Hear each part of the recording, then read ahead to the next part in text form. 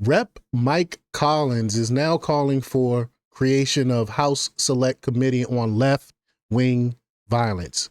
And it is definitely needed. I've been saying for a very long time that the Democrat Party is a death cult. The leftists are death cultists. They are the party of criminals, the party of violence. It has always been since its inception. Look at the KKK. The KKK was founded on terrorism, to terrorize people so that they can vote their way. That's what the KKK. That's why the Democratic Party created the KKK. They've been violent since their inception. And then I remember when Joe Biden was in office, the FBI was looking into right-wing extremism, which right-wing, the people on the right aren't the ones going around shooting people, killing people, murdering people like the left is, burning down buildings, destroying businesses.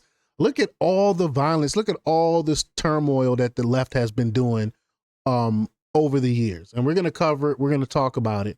But before we get started, go ahead and hit that like button. Share this out so we can get this information out there. Subscribe if you're not already a subscriber, and hit that alarm bell so you know when I'm putting out new stuff. Also, check out my link tree in the description. It has a link to my Patreon. That's where I talk about things that I can't talk about here. There's also a link to my Instagram and my X account, so follow me there as well. All right, so let's get into this news.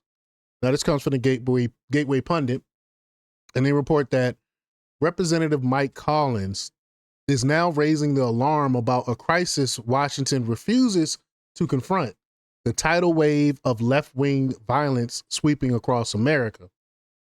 From Antifa firebombing courthouses, to pro-Hamas mobs shutting down airports, to leftist agitators stalking conservative justices at their homes, the violence is well documented.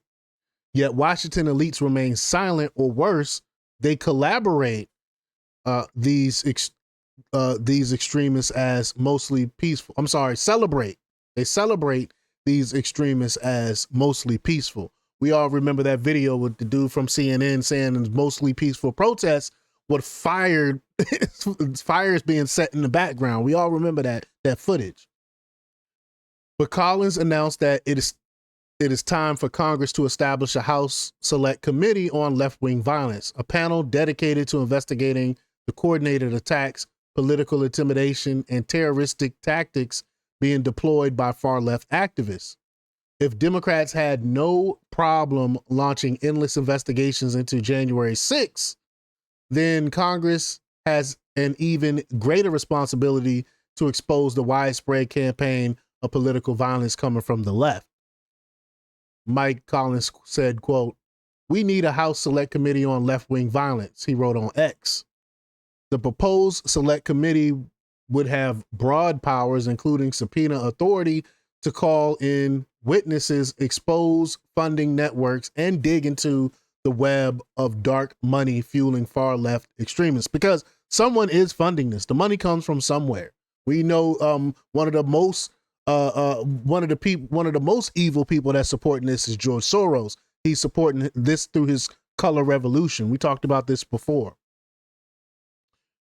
But here are several examples of left-wing violence against conservatives. September 2016, a Trump supporter wearing a Make America Great Again hat was surrounded and beaten by a leftist mob.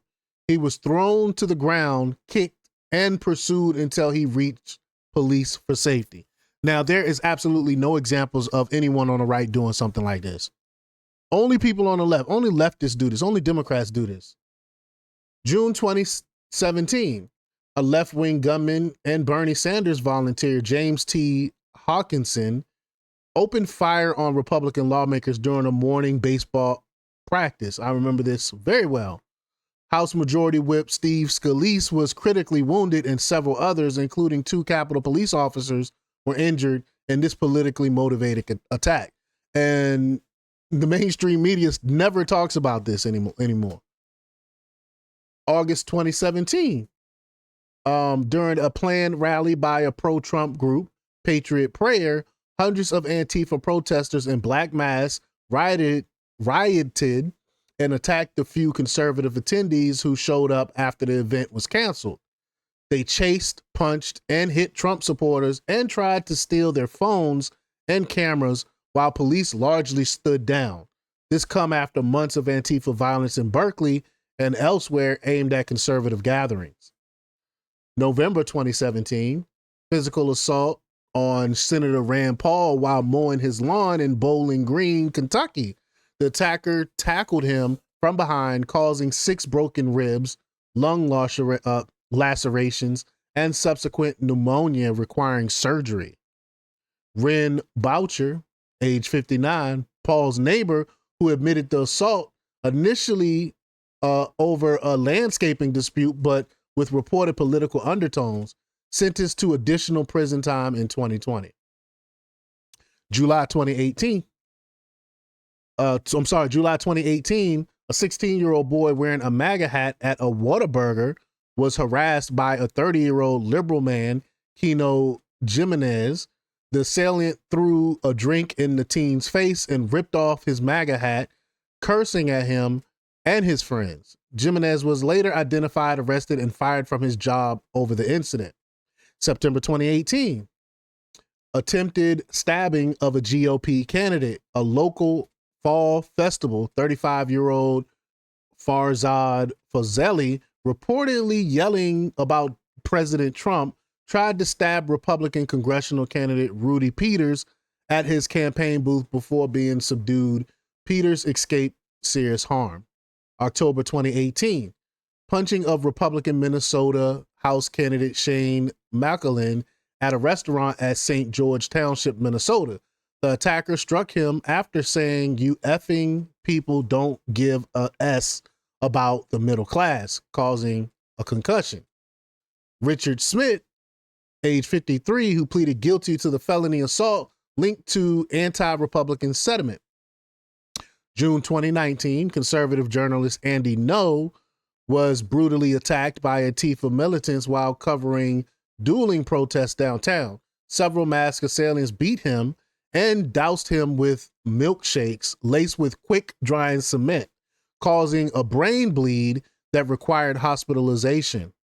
November 2019, a 14-year-old student was beaten by a group of classmates on a school bus, allegedly for wearing a Trump hat to school. The boy was punched and kicked by multiple students, suffering injuries that required hospital treatment.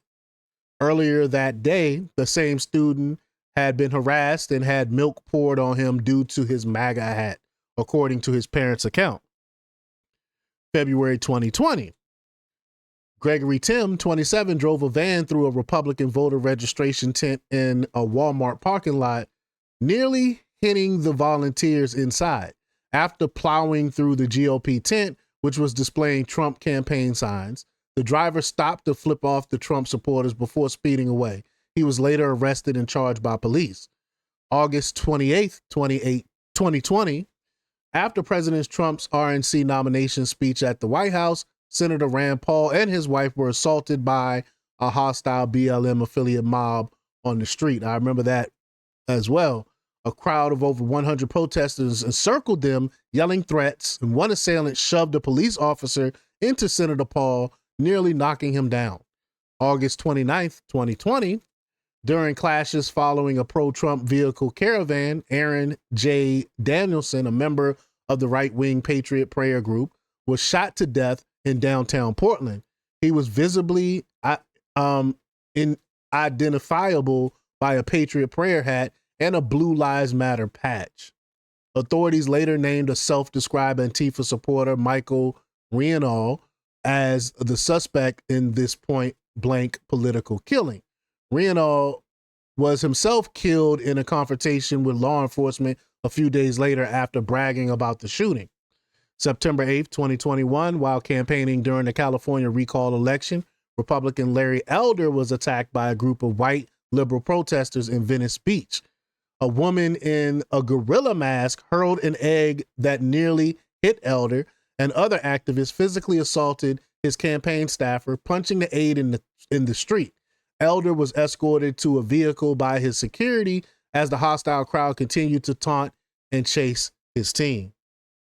June 2022, attempted assassination of Supreme Court Justice Brett Kavanaugh near his Maryland home. The suspect was armed with the pistol, knife, zip ties, and other tools, motivated by anger over a leaked abortion ruling draft and a school shooting. Nicholas Rosk, age 26, who pleaded guilty in 2025, he called 911 to turn himself in, citing left-leaning views on abortion and gun control. June 2022, in the wake of the Dobbs draft leak, the radical pro-abortion cell Jane's Revenge firebombed a pro-life pregnancy center, Compass Care, in Buffalo. The building was hit with Molotov cocktails and vandalized with graffiti, causing at least $150,000 in damage. Shortly after, Jane's Revenge issued an open threat declaring it open season on pro-life facilities, warning that future attacks may not be so easily cleaned up compared to fire and graffiti. July 2022, then a candidate for New York governor was attacked on stage at a campaign rally. A man identified as David Jukabonis rushed the stage wielding a sharp object, a keychain weapon, and tackled Zeldin. Attempting to stab him, Zeldin and others wrestled the attacker to the ground. Fortunately, Zeldin was not injured and even finished the speech afterward. January 2023, shooting during protests against the Atlantic Public Safety Training Center, Cop City, that's what they call it. An activist fired at a Georgia State Patrol trooper, wounding him amid violent clashes involving rocks, bricks, Molotov cocktails, and fireworks thrown at police and construction sites. Manuel Terran, age 26, a left-wing activist occupying the site, killed by police, returned fire. Part of broader Antifa-linked protests with 23 arrests, mostly out of state. April 2023, assault on a swimmer and conservative speaker Riley Gaines at San Francisco State University. Protesters rushed her during a talk on women's sports, assaulted her, turned off lights, and held her barricaded in a room for hours while demanding ransom and shouting threats like "let us" at her. Left-wing protesters, trans rights activists, no specific arrest mentioned, but Gaines was escorted out by police after 3 hours. I can't believe no one was arrested for that.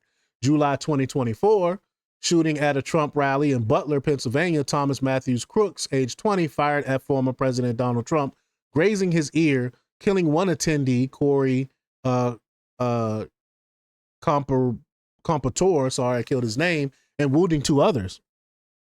September 2024, attempted shooting at Trump International Golf Course in West Palm Beach, Florida.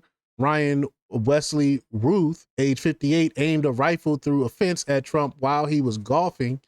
In September 2025, assassination of conservative activist Charlie Kirk at Utah Valley University during a speech. Like I said, the Democratic Party is a death cult. They believe in violence by any means necessary. They believe in using violence to get to get their means, to get what they want. Political violence. It's terrorism. And it's funded by people like George Soros and the like. The Democrat Party pretend like they're tolerant. They pretend like they're caring, but they're evil, and they don't believe in anything except for the Democrat Party. That's what makes them so bad. They're mostly secular and Satanists at the worst. I'm glad that the Senator Mike Collins is stepping up and doing something about this, because it has to stop. It has to end. The Democrat Party has been ruling with an iron fist for so long by using terrorism, and I'm glad they're finally doing something about it. But y'all let me know what y'all think about this. Leave y'all comments down below. Like, share, and subscribe, and check out jjthepsychotherapist.com for the latest in news. Until next time, peace.